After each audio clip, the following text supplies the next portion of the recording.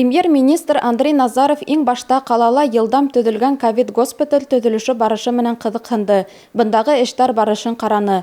Төҙөлөш графикка ярашлы алып барыла. 11 мартта объект техник йәһәттән сафҡа инергә тейеш. 18 мартта иһә медицина үҙәге беренсе пациенттарын ҡабул итә башлаясаҡ. Әлеге ваҡытта бындағы корпустарҙың барыһының да металл каркастары монтажланған. Эс яҡтан бүлеүсе ҡоролмалар да күтәрелгән. Электр ҡоролмаларын монтажлау һәм сантехника урынлаштырыу эштәре дауам итә. Һыу үткәрелә, вентиляция ҡоролмалары һуҙыла. Яңы госпиталь 50 бокстан тора. Шуларҙың 40-ында тәүлек әйләнәһенә сирлеләрҙе дауалаһалар, 10 бокс реанимация бүлеге өсөн тәғәйенләнгән. Ғәҙәттән тыш хәл була ҡалһа, бында карауаттар һаны 230-ға ҡәҙәр еткерелеп, уларҙа ятҡан һәр сирле кислородҡа тоташыу мөмкинлеге тыуҙырыла. Госпиталь биналары 50 йылдан ашыу ҡулланылышҡа яраҡлы буласаҡ. Это очень важно и нужно и в целом для Зауралья, в частности для Сибая объекта. Да, здесь столкнулись с определенными сложностями. Госпиталь төҙөлөшө Сибай ҡалаһы өсөн генә түгел, тоташ Урал яғы төҙөүселәре эшкә тотонды. Төҙөлөш ыңғай ғына бара. Инфекцион учреждениеның төбәк өсөн булдырылыуы отошло. Урал аръягы халҡы өсөн дә күп уңайлыҡтар тыуҙыра. Башта ҡаршылыҡтар булды, ергә бәйле мәшәҡәттәр тыуып, Туймазыға ҡарағанда төҙөлөш яй башланды. Шуға ҡарамаштан, етешһеҙлектәр бөтөрөлөү менән тәжрибәнән күренеүенсә сирлегә ярҙам бер урында күрһәтелергә тейеш.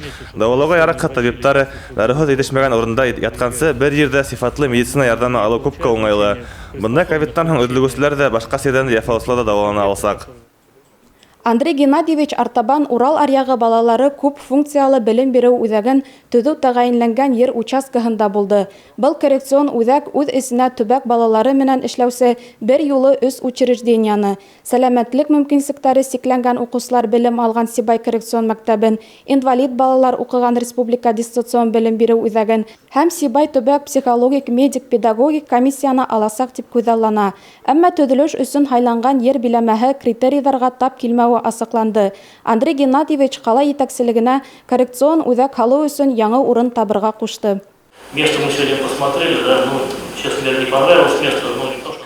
Һайланған урын асар тимәйем, әммә унда бөгөн үк эш башлап булмай. Киләсәктә объект төҙөр алдында урынды иғтибарлары һайларға саҡырам. Башҡа варианттарҙы ла ҡараныҡ. Элекке үҙәк ҡала дауаханаһы урыны уңайлы тип уйлайым.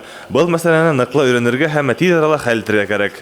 Эшлекле сәфәр барышында хөкүмәт премьер-министры кәңәшмә лә уҙғарҙы. Унда Урал аръягының энергия тәьминаты һәм төбәктә электр энергияһына ҡытлыҡ булмаһын өсөн подстанция төҙөү мәсьәләләре ҡаралды. Андрей Назаров 2021 йылдың июнендә Башҡортостан Республикаһы башлығы Урал аръягында энергияны һаҡлау юл картаһын раҫлауын иҫкә төшөрҙө. Это в первую очередь усиление энергосистемы и... Был иң беренсе сиратта энергия тәьминаты системаһын нығытыу, ҡулланыусылар бер ниндәй ҡаршылыҡһыҙ сеттәргә тоташа алһын өсөн эшләнә, сөнки төбәктә электр энергияһына ҡытлыҡ бар, һәм киләсәккә пландар да был тәңгәлдә төрлө проекттар етерлек.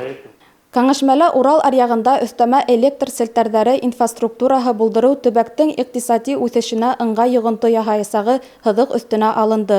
Был үҙ нәүбәтендә инвестицион ҡыҙыҡһыныуҙы арттырып ҡына ҡалмай, төбәктә электр энергияһы ҡулланыусыларҙың йәшәү рәүешен дә яҡшырта. Бынан тыш, электр селтәрҙәренә яңы тоташҡан ҡулланыусыларға заманса шарттар ҙа тыуҙырыла. Был тәңгәлдә алдағы 15 йылға перспективалы үҫеш планы ла ҡабул ителгән. Ултырышта Сибай ҡалаһының 6-нсы, Урал аръягы балалары коррекцион мәктәптәре, Шифа төбәк ара балалар ялы һәм һауыҡтырыу үҙәге төҙөлөштәренә ҡағылышлы һорауҙар тикшерелде. Шулай уҡ Урал аръягы 2022 бөтә Рәсәй инвестицион һабантуйға әҙерлек тураһында ла һүҙ ҡуҙғатылды. Әйткәндәй, матур йолаға әүерелеү, мәртәбәле сараны уҙғарыу 2-4 июньға тәғәйенләнгән. Ҡала Советы ултырышында хөкүмәт премьер-министры Сибай ҡалаһының республиканың социаль-иҡтисади үҫешенә индергән тос өлөшөн баһалап үтте. И инфраструктура, которая здесь есть, и потенциал, все говорит о том, что да, это настоящая столица Зауралья, поэтому и результаты. Урындағы инфраструктура һәм потенциал Сибайҙың Урал аръяғы баш ҡалаһы булыуын иҫбатлай. Йыл баҡтарын барланыҡ, улар насар түгел. 2020 йылмен сағыштырғанда сәнәғәт етештереүе 40%-ка күбәйгәне, урында етештерелгән тауарҙың күләме артҡаны. Иҡтисади эшмәкәрлектең бөтә тармаҡтарында ла үҫеш күҙәтелә. Төп капиталға һалынған инвестиция күләме 1,5 тапҡырға артҡаны. Шәхси капитал һалыу 2,4 тапҡырға күбәйеү яҡшы күрһәткес. Ҡалала 1,7 миллиард һумлыҡ 11 инвестицион проект тормошҡа ашырылған. Андрей Геннадьевич Сибай ҡалаһының Урал аръягының локомотивы булараҡ үҫеш потенциалын барланы. Мөмкинлекте тулы кимәлдә тормошҡа ашырыу өсөн киләсәктә ныҡышмал хеҙмәт итеү бурысын ҡуйҙы. Дилбар Сутагилдина, Татьяна Огурцова, Нияз Мирхайҙаров, Любовь Карпова. Яңылыҡтар өсөн.